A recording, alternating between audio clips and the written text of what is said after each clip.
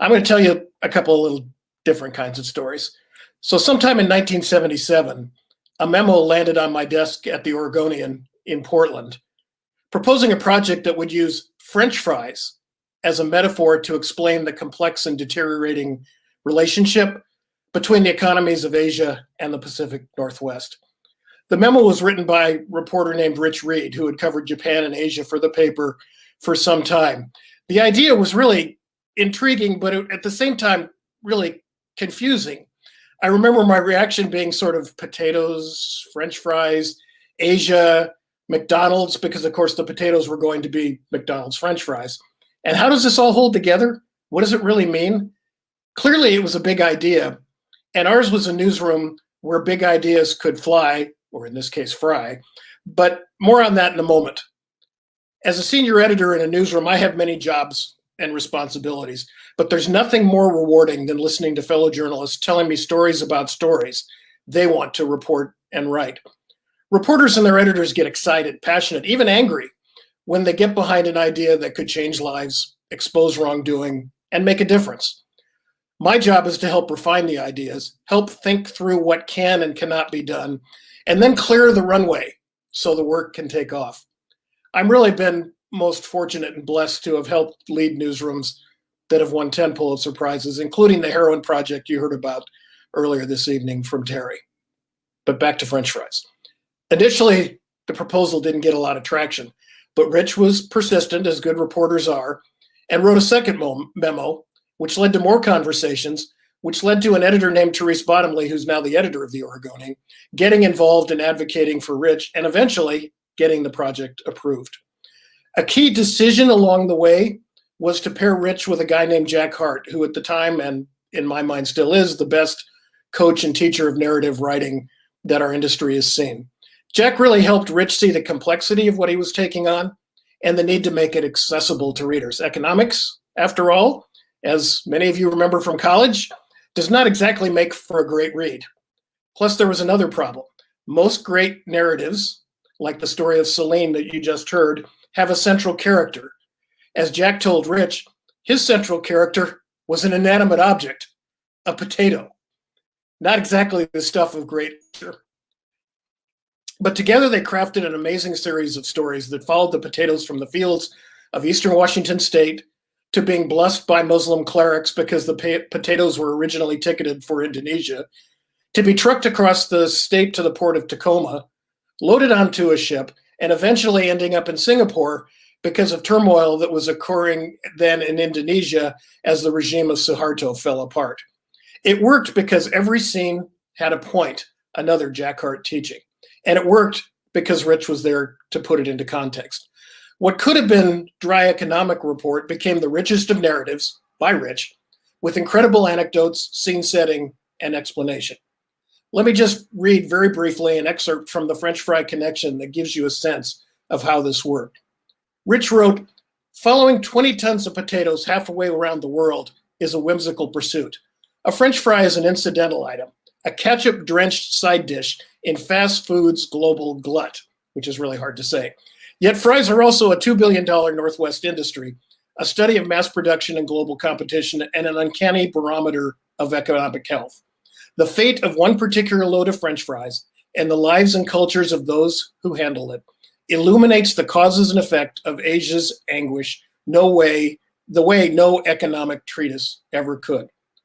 The lowly spud provides an improbable window on these events. The French Fry Connection was published in October 1998. It won the Pulitzer for explanatory reading the next year.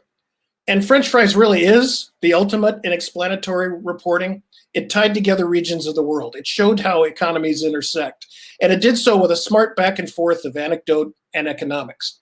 It's why I still hear from friends today in the academic journalism world regularly on how they still use Rich's work as a teaching tool, now more than 20 years after publication. It's just a great reminder that the power of a great idea is enduring.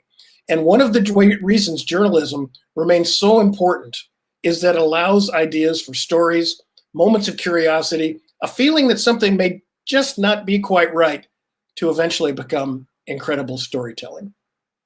Now, let me just tell you about another memorable story. Tom Holman Jr. is one of journalism's most celebrated feature writers and storytellers. He won the Pulitzer in Portland in 2001 for feature writing for a series called The Boy Behind the Mask, which documented the struggles of a teenage boy who was born with a significant facial deformity. Holman's work is so good that, as my friend and former editor of the Oregonian, Sandy Rowe, who was editor during those Pulitzer times, liked to say, and it's a phrase I still use regularly, sometimes the best thing you can do as an editor is applaud and get out of the way, which we did. We let Tom, and again, Jack Hart, weave their tapestry.